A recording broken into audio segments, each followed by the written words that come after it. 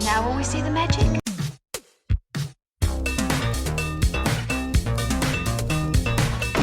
All right, where's Murray? Okay, who is it? This is Jesus, kid. Know then that it is the year 10,191. Yes, we are bored. We're all bored now.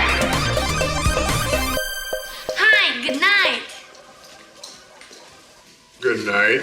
Hello and welcome to Mary vs. the Movies with your host Mary Jones. And Dennis Lang. And this week we are, it's funny, lately we've been kind of tackling, certain big names. We did Martin Scorsese a little bit ago, and now we're doing Spike Lee. We did? We did The Last Waltz. Oh, yeah. Jesus Christ. Yeah, hun. I forgot. So, yeah, I mean, sometimes we do kind of, guys who, not that they don't have careers, but nobody thinks that much about who directed Who's That Girl, right? Yeah. But, Spike Lee. I will say they both are a little self-promotional. Who? Oh, Scorsese and Lee. Dennis, you know that people have to promote themselves, right? Yeah, but I'm just saying. I'm sorry, we can't. This is a New York thing. Nobody else is going to be Hal Hartley, who is scrambling to get some cash just to make a movie. Right. And look, don't get me wrong, Hal Hartley's great, but most people, you if you want to keep making movies, you have to kind of promote yourself. Yeah, I guess. No. You wish you were Mark Robinson, and you just. Of course I do. You wouldn't even keep. That's the appropriate way to make art. If you were in charge of this podcast, it would change its name every 3 episodes, and nobody would be able to find us, and we'd have trouble kind of keeping our RSS feed going, right? RSS feed. You don't even know what that is. You don't even want to distribute stuff. You want to make stuff in a little concrete box and not show it to anyone. Well, send a tape to somebody. Oh my God. They can figure it out. So look, yes. Do guys like Scorsese and Spike Lee, do they promote themselves? Do they kind of put themselves out there as personas who are making films? Sure. What the hell else are you supposed to do? Yeah. It's not like these guys are Yuli Boll. That's what they could be. Real artists. Oh, God. You're the worst. You know that? Thank you. And so, it's kind of fun. We haven't encountered him on the show yet. No, but we are fans. Yeah, no, yeah. Look, I will say I'm not a completist. I don't think there's anybody whose film oeuvre I've watched everything of, except maybe Wes Anderson. And that's mostly because you get it on the ground floor, it's real easy to keep up. And David Byrne. He's made one movie. Yeah, you saw it. Jesus. Yeah, but you know what? He made a movie with who? Spike Lee. Yeah. Right? And I've seen that movie. Mm-hmm. I even saw the show on Broadway. Yeah, that was great. Utopia. It was fantastic. Yeah. So, and look, I've seen multiple Spike Lee films. I've seen Do the Right Thing. Yep. Malcolm X. Mm-hmm. 25th Hour. Mm-hmm. Black Klansman. Not everything. I didn't see Chi-Town. I haven't seen Mo Better Blues. I should see that. What's the first one you saw? Malcolm X. Yeah. Yeah, that's a good one. Yeah, I think that's kind of where I started. It's kind of like starting at the top, isn't it? I mean, he's made other great films, but, Do you know how I saw that? No. I was driving up 309. Uh-huh. And I guess going to, the Montgomeryville Mall. Uh-huh. Remember that? The mall is still there. There's nothing there, but it's there. Yeah. Yeah, but so I was going up there and I was going by the sign at the 309 cinema and it says X. I'm like, oh, that movie. And so I just pulled in and went to see it. I was just alone and stuff. And then I found out a whole bunch of my friends were there and we just hung out afterwards. But oh, that's pretty cool. You all ended up at the same showing at the same time? Yeah. By accident? Mm-hmm. That's pretty great, actually. It was cool. It was a lot of fun. Yeah. But it's an amazing movie. Yeah. It's brilliant. Mm-hmm. No, I mean, I've seen a lot of his films. I haven't seen all of his films, right? I did not get to see Higher and Lower, which was just out this summer, and I just, I wish I had seen it. But then I kind of did. I don't know. I wanted to watch the original Kurosawa first, and I haven't seen that either. So, but But look, he's made a lot of films, and like they're not all great. I like Summer of Sam, but there's some stuff in there I would cut, or I would tighten up, or I would do differently. But overall, I think that's a good movie. Spike Lee is always interesting and always worth watching. What's interesting to me about him is that he was an indie film maker at the time of indie filmmakers. Like, I mean, like in my time, like there was like this kind of golden period. Probably not golden period of indie films, but for me, it was like a great period, early 90s. But like his films didn't really look like indie films. Like, they didn't look like Jim Jarmusch films. No. Like they definitely look like his own style. Like they don't really look like anybody else's. Yeah. Like they're very colorful. They're very, he has his own rhythm. It's definitely his voice. Absolutely. Which I appreciate. I like when, you can tell a director, like just from like 3 minutes of a film, you're like, oh, this is a Spike Lee film. Yeah. There's a kind of poetry to all of them. Yeah. So I don't know. Like I've seen a lot of his films, and even something like Bamboozled, which is I don't think it's controversial now, but at the time it was. And I know a lot of people who objected to like the weird way he was using digital film. It made sense actually if you watch it. If you actually watch the movie and then you watch like the parts that are actually done on like actual film versus the digital stuff, it makes a lot of sense. But like he's always trying something. He's always like kind of pushing like different modes of like ways of making stuff, right? But also like he really pushes color in film. Yeah. Like it's everything's very bright, That's very the thing. primary colors. He is always in dialogue with the history of film and with color and with like framing. Like he is a very active filmmaker, right? In a way that so many filmmakers now are so boring. Yeah.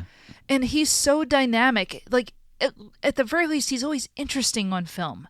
Even in like the films of his that maybe they don't always work, they're still fun to look at. Like there are scenes in Summer of Sam where I'm just like, I don't necessarily like this. I don't like the tone of this, but I like the way he's filming it. Yeah. And so like I go like maybe I would have done the music here differently, but you like what he's doing because he is obviously in love with film as its own art form in a way that a lot of people just are so lazy about. But I don't know. I just like his palette. I feel like Summer of Sam I'm not that much of a fan of that, mostly because I'm not a fan of what's his name. Who? Leguizamo. But Leguizamo's really good in it. Yeah. Like he is good for that role. Right. I know you don't believe me, but that's fine. To be honest, I don't think I've seen it since I saw it in the theater. That's all right. But I remember it being. See, I watched it like a year ago, so it's still in my head. I remember it being very blue, like the color scheme. Yeah. Which I love color schemes in film. Like I love when a film has a good, solid color scheme and stuff. And so I always love his. Yeah. And I can see why he would like Kurosawa, especially late Kurosawa, who was also like enamored with color and stuff. So yeah, and at some point we're gonna do Dreams. Yeah, the one of the last, if not the last Kurosawa film. Okay, so like we're gonna watch She's Gotta Have It. This is a very early film of his. Is he in it? I don't know. I know nothing. That's the thing. I don't really know anything about the movie. You picked it. I only picked it because I was trying to hide that I was picking Who's That Girl, because I was only picking that because it had our theme song in it. Well, so we're going to watch She's Gotta Have It. I don't really know much about this film except, like I said, it's an early film of his, and it's a sex comedy. They actually made a TV show. When I say TV show, what's television anymore? But I don't remember which of the streaming services. What is a sex comedy? A comedy about sexual relationships. Okay. What do you think a sex comedy is? Have you never seen a sex comedy? I don't know if I've heard that phrase before. Are you serious? Yeah. Have you never read about film, especially film from the 1960s? No. What?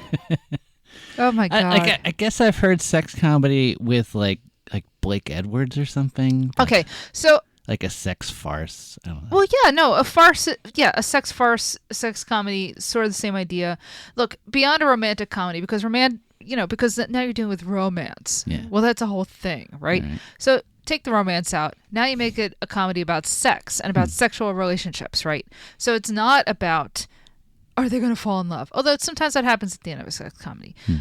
Instead, this is about, it's a farce. It's about like people trying to get laid and, I don't know, the culture surrounding that. How much does America dip into this?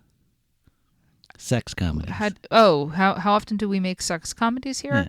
Well, it depends. Yeah, in the 60s you had things like, Sex and the Single Girl or whatever, there were sex comedies in the 60s. They were tamer by comparison. In the 70s you have things like, was it Bob, Carol, Ted and Alice or whatever it's called. Right, movies like that, Could we swing that into our podcast? Did you really say swing?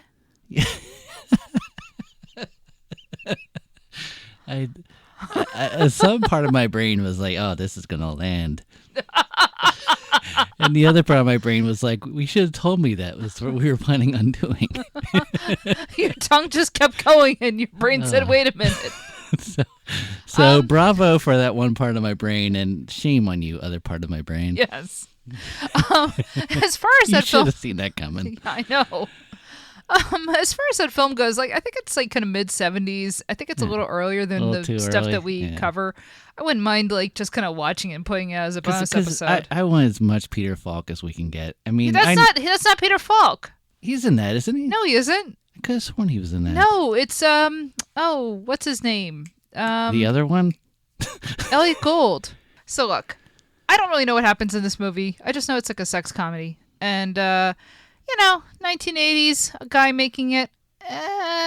Little worried about the. Do you know the star? Do you know anyone? Nope, I don't know anything about it. Do you think is Spike Lee the star? He's probably a main actor in it because this is early enough that he's not getting like Denzel Washington. Come on, man, he's not getting. No. This is early. I'm sure he is one of the stars. And look, do I think he's better in films than say Quentin Tarantino? Yeah. Of course he is. That's a low bar. But that doesn't, yeah, but exactly. That's a very low bar. There's not a whole lot of guys who are great directors and great actors.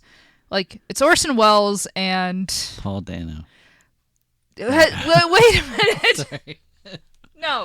No.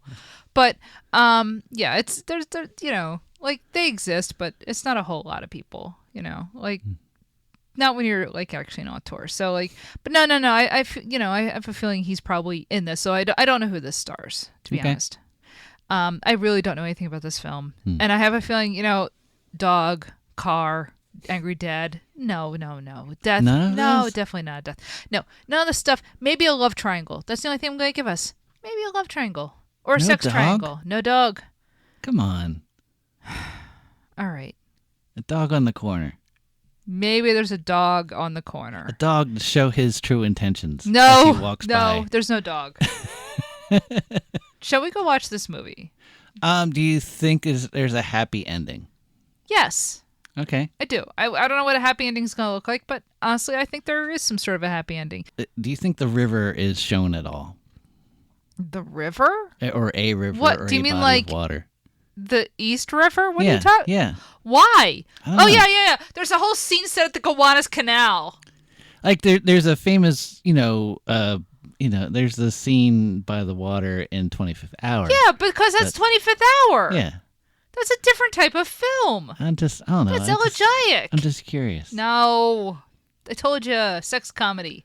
All right. No, there's not gonna be any emotional monologue at the end. No, we're not gonna get any of that stuff. All right. I think it's just gonna be a sex comedy. All right. Shall we go watch it? Sure. All right. There's a girl that I once knew who often had a friend or two. She gave them time, love, wit, and rhyme sublime. They would come from far away and often gather there all day to show their love and see which one would stay. But to her it mattered not, for loyalty was not her lot. Her answer was not for them to know. There she goes on her... It's fun when you watch a film and you go, this is somebody who, yes, it's raw, but they are fully formed. You can absolutely see the arc of their career already. And you say, yes, this is absolutely one of their films. Yeah. And this is a great example of that. So this is Spike Lee's first feature film. he had been a student at NYU, and he had made like short films, but this is like his first full-length directorial debut. It was independently made. It was self-financed, as far as I can tell. It's funny, we'd been talking about you don't mistake him for Jim Jarmusch or right, other indie directors, but with this one you kind of do. Oh no, this is totally in the vein of Jarmusch. Absolutely. No. In fact, they even use at one point the phrase "down by law." Yeah. And I know that was like a phrase before Jarmusch, but at the same time, he's sort of tipping his hat because this film is mostly in black and white. Yep. And it has that same sort of looseness of something like Stranger Than Paradise. You could feel the girl from Stranger Than Paradise just walk by at some point. Absolutely. Yes, exactly. So, it's not like that's not there. From his first film, it's all about how he is in love with cinema as a language of art. I think about how Do the Right Thing is actually in a 5-act structure, right? This is in love with cinema, like, not just cinematography, but there is a very explicit reference to The Wizard of Oz. Yeah. In the middle of this film, which is wonderful. But what I kind of like about Spike over other film directors is I feel like he'll take inspiration from anything, like documentaries, TV, music videos. Like, I love the use of still photography in this. You had compared it to Le Jetée or I assume that's how you say it, or Le Gite. I'm not entirely sure, but the Gite yet? Yes. I had an eggplant parmesan. It was very good. No. Very good. Yeah. No. The use of still photography in this is it's fun because it's not just in the beginning, right, when he's establishing we are in Brooklyn and we're specifically in Fort Greene. Yeah. But it's used beyond that, where he'll just kind of, instead of having a shot to a person reacting, he'll just do a shot to a photograph of a person reacting.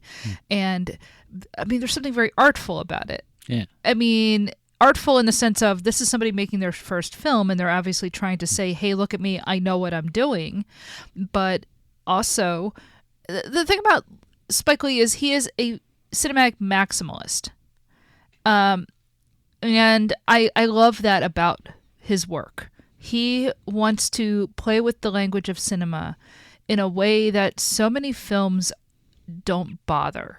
But he is like, no, I'm going to play with black and white. I'm going to play with still images. I'm going to play with color. I'm going to play with speaking directly to the camera. Versus, I'm going to play with the way we deal with narrative. Also, he'll reference films like the same way like Tarantino will reference films. But like, I feel like he's a little more respectful. Yeah. Than Tarantino is. Like I see a lot of Naked City, the movie, in this. Yeah, definitely. And but like where Tarantino just kind of throws in stuff, like I like this scene, I'm gonna put it in my movie. I feel like Spike is a little more aware of the history and a little more like he wants his films to be part of that history rather than just like playing with history. And I think it's worth bringing up. That may be an LA thing though, LA versus New York thing. Maybe it is, because I think New York likes being part of history, whereas LA is like, yeah, I love trampling on history whenever I can. The world began in Eden and ended in Los Angeles, as Phil Oakes once wrote. Yes, I agree with you. Spike Lee is somebody who is plugged into the history of cinema and the history of New York. Which is interesting. He is the product of a black artistic class of people, right? His father, who is in the film and composed the music, his father is Bill Lee, who is a famous, highly regarded jazz composer who also worked on basically all of pop music in the 20th century.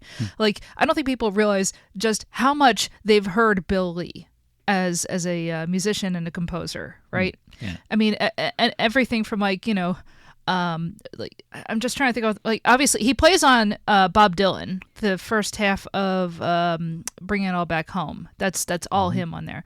But like he's done a lot of work, right? So but also jazz. And, yeah, exactly. Yeah. He was a huge jazz composer. He wrote like folk operas and stuff, and he has his like a huge career in his own right. And so Spike Lee grew up surrounded by art and surrounded by ideas of being engaged with that. So he goes off to NYU and he I think he comes by all of this stuff naturally, in the sense of being raised in an artistic household, right? Both his parents and his grandparents even were like artists and teachers and stuff. I don't know, like this film, I really loved it. Like, it's not a perfect film. For a student, it's great. Oh, it's brilliant. Are you kidding? Yeah. For a first film? Yeah. This is amazing. Like, you see a lot of first films and it's trying to say something profound and it doesn't. But actually, but this is trying to say something profound. I think it is in its own way. And I think it actually gets there even when it's not perfect. Yeah. Right? Because what this film is, like I kind of put off seeing this film for a long time because what I always kind of, the vibe I picked up was, it's like kind of misogynistic. I don't know how this played, say, in the 80s or 90s. When you watch it now, I think it's more interesting, although it is definitely flawed, right? Because it is the story of a woman, young woman, Nola. She's an artist. She works as like a graphic designer. She designs layouts for magazines and stuff, but she's an artist. And frankly, she does not want to be tied down in one relationship. She wants to explore her life as she sees fit. In the 80s, I don't know, I feel like given the cultural conservatism at the time, this was a pretty bold movie to make. 90% of the time, this film succeeds in being an open-minded portrait of a woman who says, I don't need to be tied down to one relationship. And this is not going to fulfill me. I feel like it's forward-thinking for the 80s and 90s. Because in the 90s, feminism in films started to kind of come out. But like a lot of times it was turning women into action stars or something like that. Or, that kind of thing. But this kind of started the same way in that, I don't know if you read about the making of it, where he wanted to make a character, like he kept hearing about these guys talking about their conquests, like all these girls they were sleeping with. And he's like, well, what if I made a girl character that was the same thing, that basically just treated it the same way, and like, I don't want to get tied down. I just want to have some, have my fun, because I'm young, and it's just a character that you just don't see, in film. Yeah. I think you see it more now. Yeah, but I'm just saying that for the 80s, this is like out of nowhere. You never saw this. Yeah. Yeah. So I think that's kind of what's special about this film and the timing of the film. I think now you'd be like, well, a woman should be making this, that kind of thing. Oh, sure. Absolutely. And here's the thing. Jump ahead about 10 years. There is a great movie called Watermelon Woman, made by this Philadelphia filmmaker, Cheryl Dunye. And it's about a young black lesbian who's also an artist and lives in Philadelphia. And it's about her exploring relationships and identity. And, boy, if you haven't seen that movie, and especially if you're from like the Delaware Valley, but like, if you're just interested in independent film, black film, whatever, queer film, like, oh my God, see Watermelon Woman. I saw that before I saw this, and I would love to go back and watch that and see if that is maybe even in dialogue with this film, right? Because, again, it's an independent film. It's made in black and white.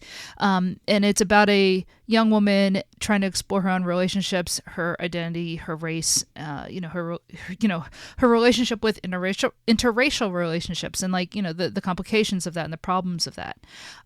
This film kind of glances off of some of that, a little bit, because you have the one character, Greer. Yeah. Who, eventually says, I don't need this, I'm going to get myself a white woman, which... That's kind of the joke about him the entire movie. Yeah, exactly. Yeah. That he's with her, but what he really wants is a white woman because he is, I don't know, he's not even like a black yuppie. He's like chasing after this sort of idea of respectability that is toxic. At one point, Spike says, like, you voted for Ronnie, didn't you? Yeah, exactly. And probably. Watermelon Woman is a really interesting film to see after having watched this. And if you've seen Watermelon Woman, then you might want to watch this kind of as an earlier exploration of similar themes, although from a different perspective. But like that's a film that's actually made by a woman. And it's not quite the same because, again, it's queer. She's a lesbian. It's also about other things as well. It's also about film in an interesting way. But still, yes, if you were making this now, I would say it should be made by a woman. Like you were saying that it's kind of janky. What? Or you're saying that it's raw and disjointed. Yeah, because it's his first movie. The filmmaking is perfect. I feel like the casting is kind of perfect. Okay. And the acting is perfect. It's the writing that.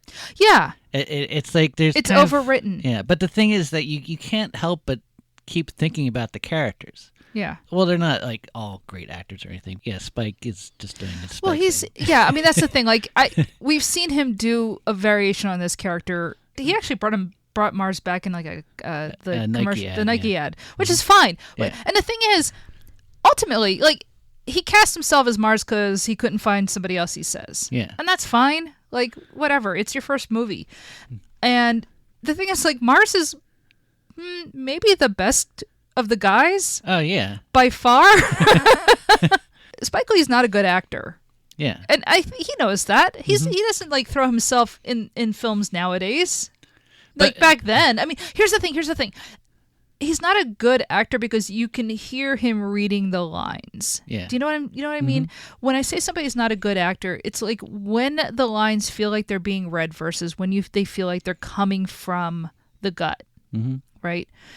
And it's not that everybody has to be a method actor. That's not what I mean, because it still doesn't, like, there's a difference between, say, the artificiality of old Hollywood, the pre-method acting, world, where, yes, you can tell they're actors reading lines.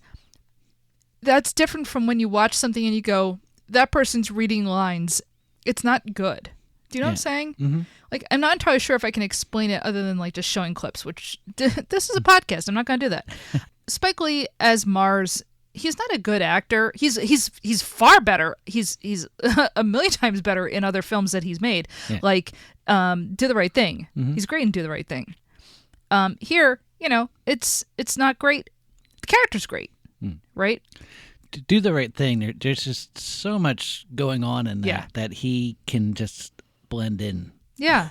Look, Do the Right Thing is one of the best films of the late 20th century. Yeah. He's part of that. As an actor, I mean, he's the center, of that film. In this, it's. And this, for me, what it feels like is that every time he comes on the screen, it feels like he just jumped out of the director's chair. And it's like, okay, I'm going to act this scene out now. Yeah. But having said that, like, I think he was smart just having himself play Mars in that character. He's fun. He's immature. He's playful. If he had to take over a role, it's the role that makes sense as a director, right?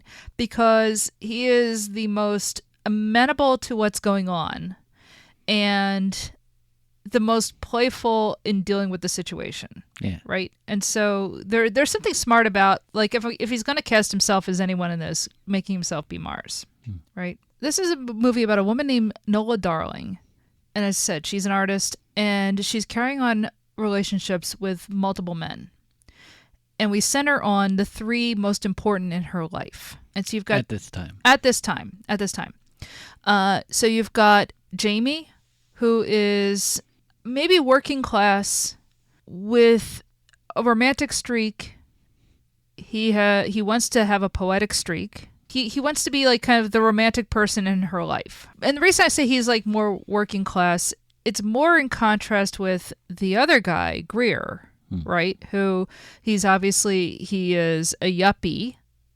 He is, He's got the cool car. He's got the cool car. He obviously has money. He has some sort of like probably a banking job or something. It's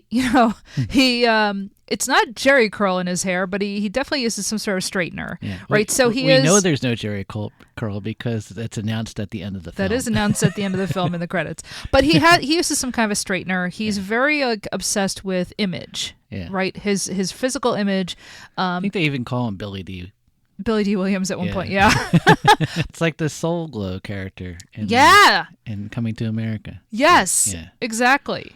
And he's obsessed with status, and he's obsessed with status, not just in the Black community, but in America, in New York. He wants to eat at fancy restaurants, and he wants a woman who is there as a status symbol. And because Nola, she is an artist, and she's smart and she's interesting, I think he's interested in her because he sees her as a status symbol, and he's seeing her on this level, not necessarily as a person, but as a way of leveling up.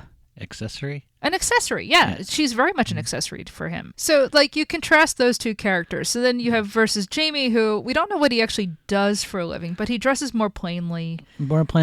He apparently has... money is a little tight with him because at one point she says, "Can you afford this?" That kind of thing. Right, exactly. That's why I mean, he's probably more working class. Maybe he has some college, but maybe he didn't graduate. The way he dresses is much more plainly than Greer. Greer is always in fine clothing and ties and whatnot. And Jamie for the most part is wearing a t-shirt and pants and stuff. And his hair is more natural. And but he obviously has also his own kind of interest in arts. He tries to write poetry, though he says he's not a poet, but he's inspired by her to write. And he has some sort of connection to like dancers and stuff because he knows this dancer, who is another woman who comes in later in the film. And so he's somebody who I think he genuinely does feel something for Nola, right? Like he genuinely, I think, does have affection for her. Maybe he even feels like he loves her. But he also wants a wife. He wants a traditional, monogamous, stable relationship, which she doesn't want. And she's very upfront about this. Like, she's never hiding what she's doing from anyone. Yeah. Like, I think that's very important. She never says, she's not really hiding her relationships from everyone, even though there are times where, like, say somebody will call and she won't be really direct about what the phone call is until somebody asks her, and then she'll be like, well, that was Mars, well, that was Jamie on the phone. But it's not like nobody knows about each other, right? But he doesn't really want that. He wants a traditional relationship. He wants a wife, right? If Greer wants a status symbol, he wants a wife, right? And then you have Mars. Mars is obviously the most immature. We don't really necessarily know what he does for a living. He can't even find his own apartment. He's out of work and has a $50 pair of sneakers. By the way, $50 at the time, a lot. Yeah, that was a lot of money, man. Now that's a meal at McDonald's, but back then, oh my god, I know, right? When I saw him on screen, I was just like, oh, well, that's just like a normal kid. Yeah. When I say kid, I mean like a guy who's probably like 20 years old. Mm-hmm. And so, he's got like a puffy jacket and he's got like the sneakers and he's got, the gold chain and stuff. But he like, that's kind of my image of like a 1980s, a normal young man. Now, he first shows up on a bike. Yeah, so I think he's a bike messenger. He initially wanted to make a film about bike messengers, but couldn't get the funding. Ah. And I've known New York bike messengers. They are a different breed. Yeah, go on. And I could see wanting to make a film about them because they're crazy. But, so I wonder if that was like leftover, a leftover idea or something, his entrance there.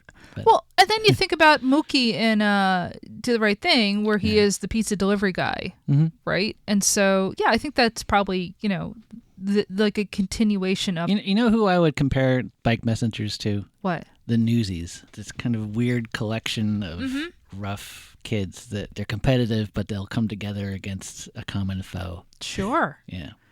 Sorry. Oh, I like that. Yeah. She has these relationships with these three guys, and she also has, on the other hand, this friend, Opal, who was a lesbian and who was also kind of like, hey, if you're exploring things, I'm open. Yeah. I think this does play a little bit with the idea of the forceful lesbian stereotype, unfortunately. It's not as toxic as it could be. Yeah. I don't know. It's one of these things where it's hard not to just sort of accept the film for being a product of its time. I don't know. So maybe I'm more forgiving than it deserves, but I am. Where I kind of go, oh, it is what it is. It's funny. I don't know how this played in 1986. I watch it now, and it doesn't feel vicious. Nothing in this film feels vicious, right? I've seen films that are vicious towards people who are queer, and this I don't think that's doing that here, or at least you can feel it's not trying to be. Or maybe I'm just missing something. I don't know. But so a lot of the film is just her in these different relationships and kind of juggling it, while trying to be as honest as possible with these guys. Like, look, I don't know that I want to settle down. I don't know that I want to have the traditional relationships that some of you want. And what I find interesting is, like, the one guy who doesn't actually really care that much is Mars. Yeah. Right? And partially that's because maybe he's young and he doesn't take it as seriously as possible. But also he's just kind of like, hey, whatever. I'm kind of into this for whatever you're into for it, Well, they're a lot alike, not only because they're characters, but because she's kind of based on Spike. Okay, go on. Just, like her father is his father. So yes. It's, her father is his father. Her ex-roommate is Spike Lee's actual sister. You get the feeling that, like, her, like, I don't know what I want to do. Like, I'm into music, but, like, I don't have the patience for it. You get the feeling she's talking through his own feelings or something. Oh, yeah. Yeah. Absolutely. No, I think you're right. I think there is a certain amount of she is his way of exploring some of his own ideas. And what's novel is that he made the character a woman. And I think that's why this film kind of sticks with you. Over his career, he has struggled with female characters. Oh, yeah. And I feel like this one may be one of his best because he's basically it's him. The thing is, it works. It works partly because of her age. She's young. Like, at that age, everybody's in that boat. Well, I mean, I know people who are not that age. They're older and they're kind of in that boat where they're like, I don't want to settle down. Why? I shouldn't have to. I mean, okay, so that's the thing. Like, you and I, we have a lot of friends who are like polyamorous, right? I figure whatever works for people works for people. Yeah. There is a scene in here where she's just like, all right, look, all of my boyfriends, I'm going to have Thanksgiving dinner with the three of you. And we're going to just kind of try to get along. I've had friends talk about like, oh, my metamors, which, by the way, a metamor is apparently like where, let's say you have a boyfriend and a girlfriend. Well, the boyfriend and girlfriend are not dating each other. So they're what you call, instead of a paramour, they're a metamor. There is a thing in here where, they're playing Scrabble. They're playing a board game, which every poly person I know is all about board games for some reason. Because they're all nerds, right? I love you all. Don't get me wrong. I absolutely love you all. And I support you all. You're really into board games. What? Why? Whatever happened to card games? So then... You like board games. Come on. They're fine. But but it's something like I've just noticed a trend. Yeah. But not only that, but then, at one point, Mars says to Jamie... Hey, look, we'll alternate 4 days, 3 days a week, but I want to get the weekends. And like, basically they're drawing up a schedule. And I'm like, I've literally had friends talk about drawing up like spreadsheets and schedules for how they all like, have their relationships with each other. And I'm, as a person who is allergic to doing any of that, I'm just like, I couldn't do that. I couldn't do that. It's not like I couldn't like understand the idea of like, oh, I'm dating two people at once. Who hasn't tried to pull that off at some point in their life, right? It's the idea of making schedules. I'm just like, no, I don't want to look at a calendar. I'm not working right now. That's me. But it's, I had to laugh when I saw a joke about this in here. I'm just like, oh yeah, that's totally a thing. So a lot of the film is her trying to navigate this, but it comes to a head, and this is where the film kind of falls apart, right?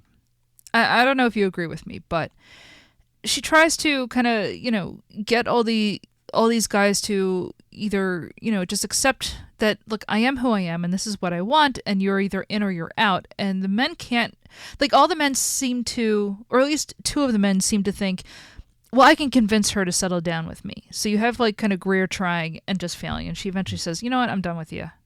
Which is the right decision, right? And the same thing kind of happens with Jamie. But I think the film kind of falls apart because she changes her mind. You know, they try to build up this idea that her and Jamie are soulmates. They try to build this for a while. I don't think the film ends there. Right. But the film tries to build this up because, you know, she spends more time with him in the film than I think anyone else. You know what? I don't know if I agree. Well, hold on. Because, like, for one thing, the big, interesting centerpiece of this film, right? When I say the centerpiece, let me go on a little divergence. I love films that have a caesura. Do you know what a caesura is? No. Okay. In Latin poetry, the way that rhythm is structured, you will often have, in the middle of a line, you will have a break, a hard break, right? So you'll have, you know, da-da-da-da-da-da, da-da-da-da-da-da. All right? Let's say that's the rhythm. So da-da-da-da-da, break. That's a caesura. Da-da-da-da-da. And that's always stuck with me, this idea that, like, oh, in the middle of the line you have a break, and that kind of punctuates, right? It's not that, you know, that it works as a comma, it works as punctuation, whatever. But it draws attention to, this is the break in the line, right? Arma viram que cano, qui whatever. And there are films that do the same thing. And I love when they do this. So, Paul Thomas Anderson, right? Punch Drunk Love. You have half the film, and it's, you know, Adam Sandler, very nervy, whatever. And then suddenly they go off to Hawaii, and you have that break. Let's go to Hawaii. Shut up. And you have that break. It's great in Hawaii. And then the rest of the film happens. Yeah. Okay. And then think about in Wes Anderson's Darjeeling Limited, right? And you have the whole film, and then all of a sudden you have that flashback to New York when the father dies and the car doesn't work, right? Yeah. And you have that flashback, and then the rest of the film happens, right? I think of those as caesuras. Okay. Where all of a sudden, like, the film will be kind of going, and then bam, we'll have a scene that feels like something else, and then the rest of the film kind of bounces off of that. Is it always the halfway point? It doesn't have to be. It often is, or something kind of in the middle. But this has a caesura. It's Nola's birthday, and Jamie has a surprise for her. So he takes her to the park, and he says, close your eyes like Dorothy and say, there's no place like home. Click your heels. And she even has, like, shoes that look like Dorothy's. Yeah. She does. And keep in mind, this film is in black and white, right? So she clicks her heels 3 times. There's no place like home. There's no place like home. There's no place like home. And then all of a sudden, bam, the film goes to color. Yep. Now, look, is that an easy trick to pull off? Sure. But I love that he does this. Yeah. Right?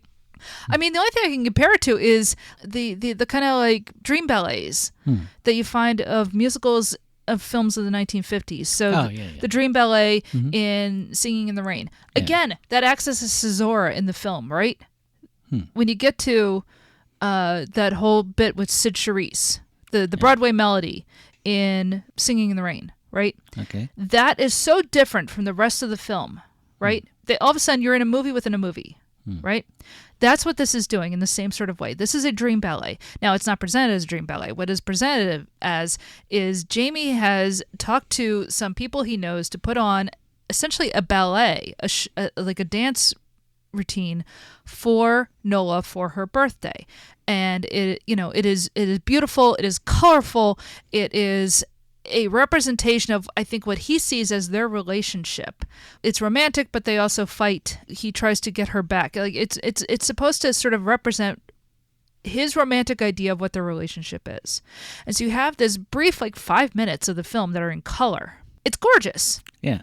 And it's bright, and it really just kind of hits you in the head. Mm-hmm. And then the rest of the film carries on after that. And this is kind of the zenith of their relationship, really. She spends more time with him, I think, than anybody in this film. The film kind of wants to have, get us to understand that he has this romantic notion of what their relationship is that she doesn't necessarily share, most of the time, but I think she shares it just enough where she thinks she has to believe it just enough. So that at one point, she's actually convinced to go see a psychiatrist about why she has these relationships with other men. It's an interesting... It's actually Greer, I think, that tells her. Actually, yeah, you're right. It is Greer who kind of convinces her. But like between the two of them, they're kind of two parts of the... Like they even complain at one point that she sees them as parts of a whole. Mm-hmm. She doesn't see them as individuals. I don't think the film sees them as... just parts of a whole person. I think the film actually does see them as very individual characters, but I do think we kind of filter it through the way that she experiences them. So yeah, she ends up going to a psychiatrist, played by actually Esapathe Markison, Lieutenant Van Buren. Yeah. She was also, I think, on Pee-wee's Playhouse. First, I'm just like, oh man, are they gonna just psychologically turn this into a thing like, oh, she had trauma in her childhood and that's why she sleeps around? And you think it's going to go down that path, but ultimately the psychiatrist just says, yeah, maybe you've got stuff going on and I think we should have some more sessions because psychiatrists always say that. But her ultimate verdict is, no, she's a healthy young woman. She's okay.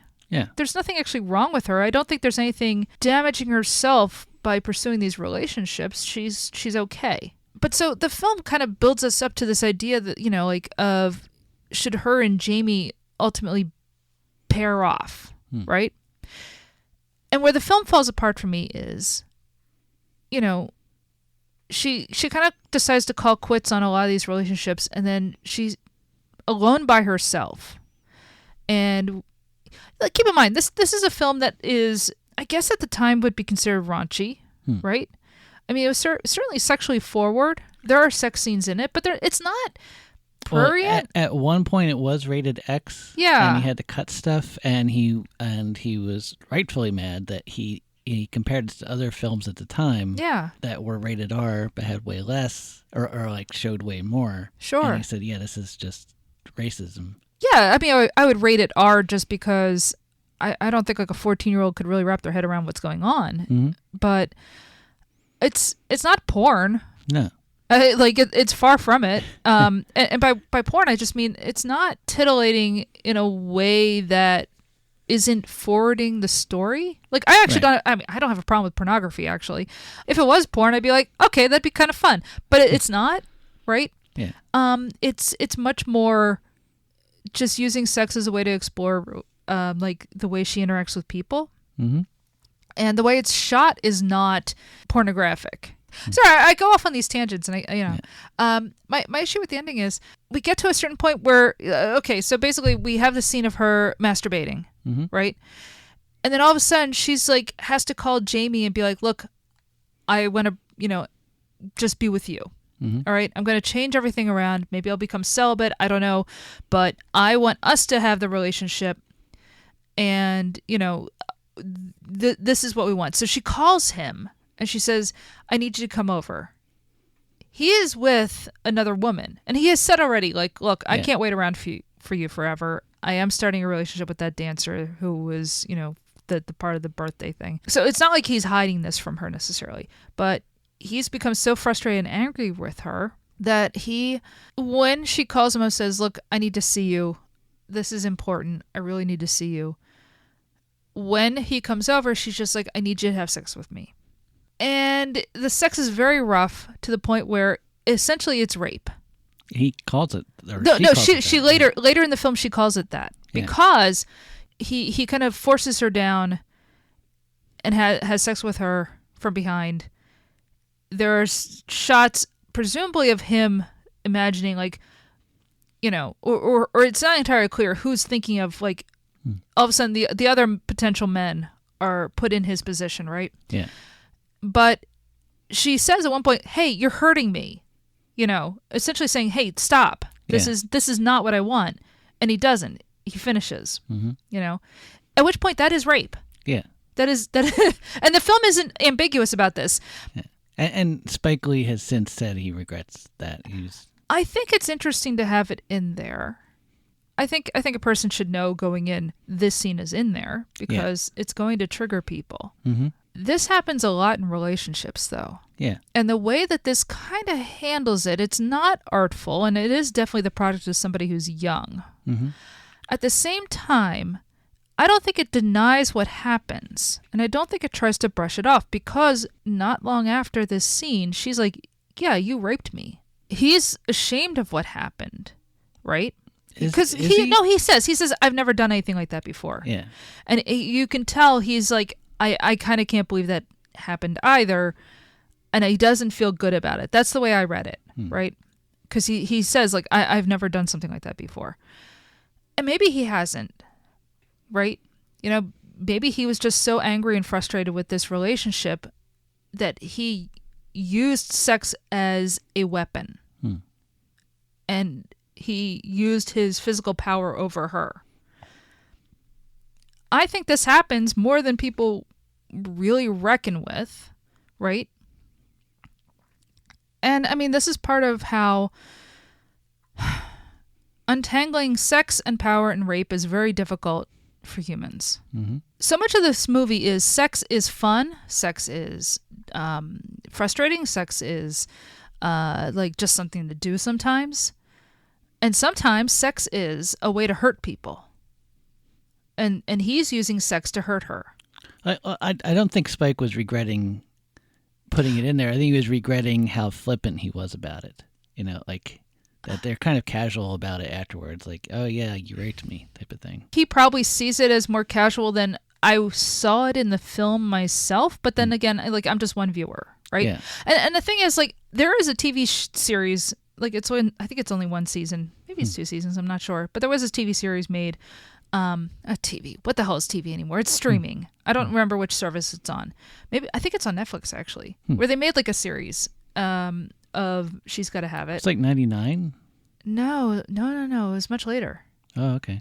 But I think that was his sort of going, yeah, we need to kind of unpack what happens here. And supposedly it's very good. Oh, okay. So I kind of want to sit and watch it now. But like, I'll say this. I think it's handled maybe better than the rape scene in Saturday Night Fever.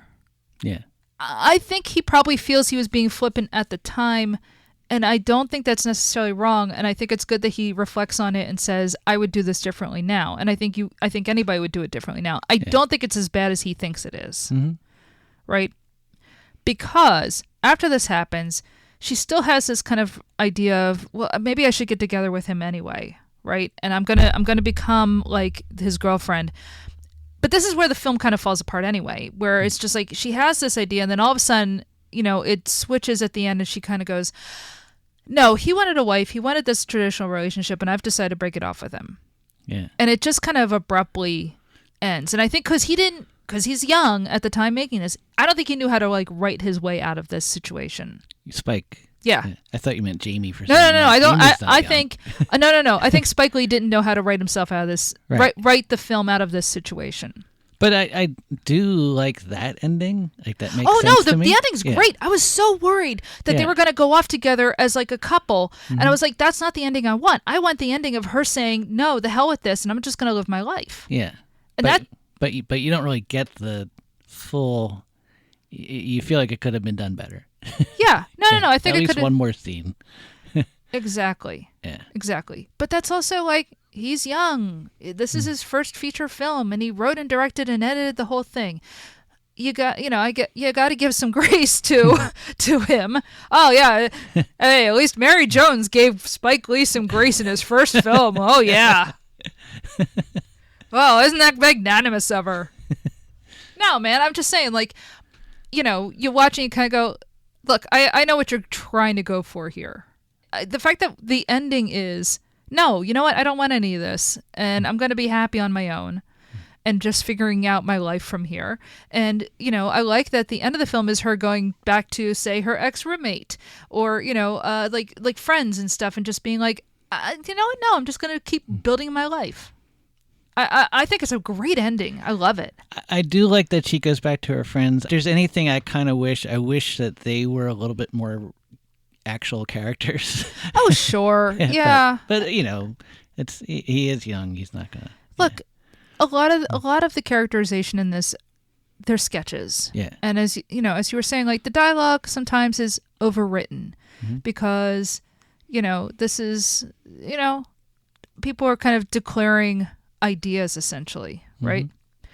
in that way, it kind of reminds me of like Richard Linklater early on. And Hal Hartley. And Hal Hartley, definitely. Yeah. Yeah. And I think both of them, or all three of these guys, probably get it from, French New Wave. Absolutely. Yeah. Yeah. Oh, no, they're all heavily influenced by like Godard and stuff. Mm-hmm. I can't believe you still haven't seen Breathless. What is wrong with you?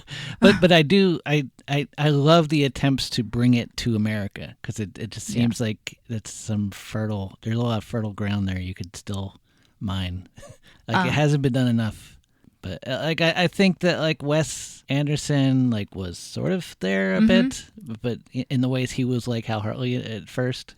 Yeah. But I would like more of that somewhere. Yeah. Thought about the three characters. It's kind of like, she's young and she's trying to become a woman. Because you're trying to find your identity in your 20s and stuff like that. Yeah. I don't think she realizes that Jamie to her represents adulthood. Like, oh, this is how you be an adult. I mean, he's more honest than the other two. I think in the end, it's right that say like, oh wait, no, I was like trying to become an adult by having him make me an adult, and like, no, that's not how it should go. I don't know. So there were dogs, by the way, and that there's a parade of guys like with pickup lines. Yeah. And the last one, like after he nails his horrible line, you just hear. Yeah. They're literally called dogs. Dogs at like the 1 end. through 8. Yeah. Yeah. One of them is Fab Five Freddy. Oh really? Yeah. Oh, that's great. Yeah. So yeah, no, look, this film, it's fun when you watch the debut film of a great filmmaker. You can just immediately see who they are, you know? Now, did you read anything about Bill Lee and Spike? I know they had a falling out, and it's kind of complicated because I read a couple different versions of it. And But like they'd fallen out before this. Oh, so they fell out more than once. Yeah. Because like his Spike's mother died, and then he like married someone right after that. Yeah. So like they were not like that close, but even though he kept casting him in his films. I was gonna say he kept like having him compose music for his films, and I mean it went back and forth, but hey, none of my business. Yeah, maybe it's a Raye and Dave Davies thing. Hey, look, families collaborating is really difficult. Yeah, and people have complicated feelings, and like I think when you are the child, you are always sort of instinctually pushing against your parent. Yeah. So yeah, no, but I really like how he brought his father in, not just for the composing the music, but like to play like her father. Like as you said, she really is a stand-in for himself. Yeah. And it works. I think it works great. And a scene where he says, yeah, she's normal. She would hate to hear that. Like you get the feeling that this is. Maybe this is actually he's talking about Spike. Yeah. You would hate to hear that he's pretty normal. Mm-hmm.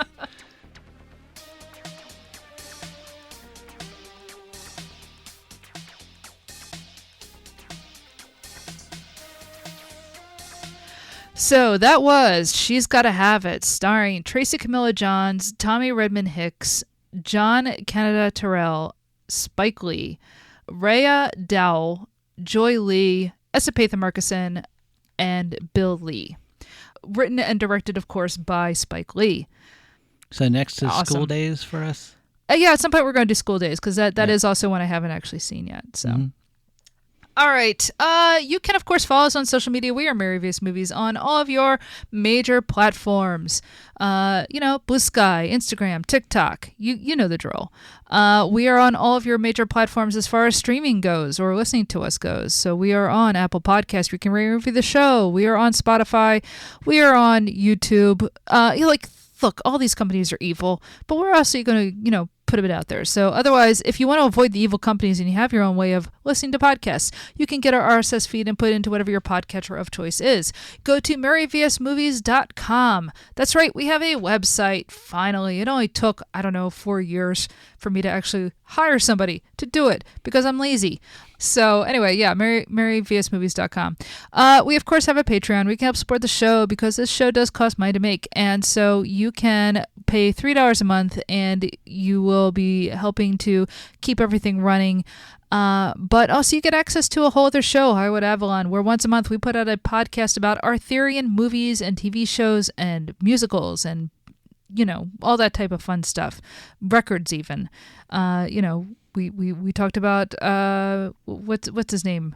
You know, King Arthur on Ice. Oh, Rick Wakeman. Rick Wakeman. We talked about Rick Wakeman's King Arthur on Ice. We've talked about Indiana Jones and the Last Crusade. We've talked about If only Rush did Camelot. I'm sorry, Rush never did an Arthurian thing, you know. one. I'll have to look into it. Sure. Rachel, help us out. Yeah, I know, right? But anyway, if it's Arthurian, we will cover it. We will talk about it. You know, we've done a couple episodes of the show Merlin, and everybody's mad at me for that, so that's fine. And Are they still? No, they're not actually mad at me. But like, I can't like that show. I'm so annoyed by it. It's a little fast and loose with. Yeah. But yeah, so patreon.com/MaryVSMovies. All right, let's see. We have one film left for the year, and I have decided we are going to do, you know, like originally I was like, oh, maybe we'll flip a coin, Christmas movies, whatever. Like I had to take a week off because, you know, like, yeah, we have day jobs and we're very stressed out. So we already flipped a coin. And we were forced to by Uncle Morty. Yeah. So since he did one, we had to. Well, but do you know what our next film is? I do. What is it? Silent Night, Deadly Night. Oh, okay. I didn't know if you actually knew or if you were just messing with me. Well, yeah. You told. You probably don't remember. You've told me about like 7 times, 8 times. How the tables have turned. Normally, I'm telling you things over and over again. Yeah. Well. No, that's fair. Okay, good. I am hoisted in my own petard. Yes, we're doing Silent Night, Deadly Night. And it will come out, fingers crossed, on Christmas Day when nobody will listen to it because everybody's going to be busy listening to John Solomon's 25-hour holiday marathon on WPRB. Yep. Yeah, that's right. So listen to that. Don't listen to us. Listen to us on the 26th. And you can find that streaming, by the way. Yes. And also get on the chat. We'll be on there at some point. Yeah. Lots of people will be on there. It's wonderful. It's great. If you've never listened to John Solomon's 25-hour holiday marathon on WPRB, you are missing out. Oh my God. It starts at 5 p.m. on Christmas Eve and it runs till like 6 p.m. on Christmas Day. Yeah. It's fantastic. And definitely tune in around 10 in the morning so you can hear Snell Dartha, the story of Jerry. Eastern Standard Time. Eastern Standard Time. Snell Dartha, Jerry the Christmas Snail. It's a and Lidstrom. Yes, it's Little all Drummer Boy. Yeah. Whatever. That's not important. What's important is Snell Dartha. Don't look at me like that. Look what Dan Wade had to go through for 24 hours. He listened to that over and over again. Dan Wade from Wheel of Randy went and Yes. listened to Lindstrom's Little Drummer Boy for like what, 15 hours or something. 24 hours. Was it 24 hours? 24 oh my hours. God. He listened to it like, what was it, like Dan, 30 how did you do that? Times? Why? Yeah. Anyway. So, yeah. Happy holidays, everybody. We will be back with Silent Night, Deadly Night. That's our one Christmas movie this year. So, all right. Well, until next time. What do you know? You're a Celtics fan. He's right. He is right. Larry Bird's ugly.